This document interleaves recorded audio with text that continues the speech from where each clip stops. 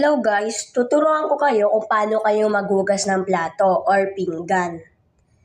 So tara, maghugas tayo guys.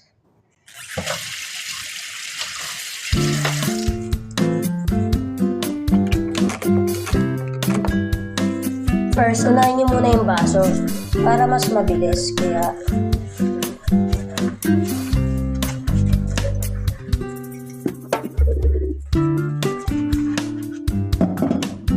ito pa. Tuturuan ko kayo kung paano kayo maghugas para sa mga hindi marunong maghugas na. Ako pala si Kiefer Mamaradlo. At yung pangalawa, hugasan niyo yung kutsara, tinidor, or sandok.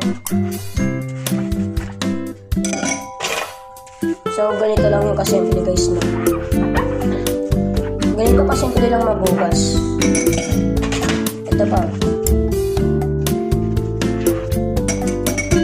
Kaya pag natapos na yun, sunod nyo naman yung mga plato at mga yaong or platito.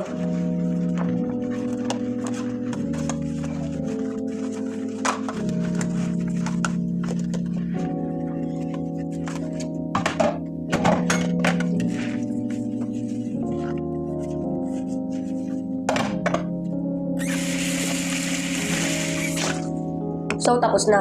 Kaya pag nasabunan nyo na lahat, banlawin nyo na lang. Ganun lang ulit.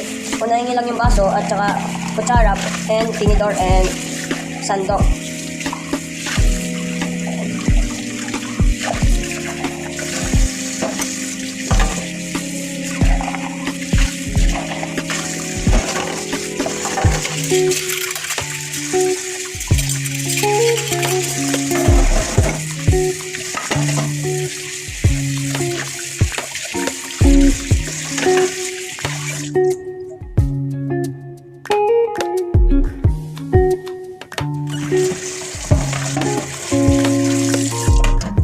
Ganun lang kadali guys.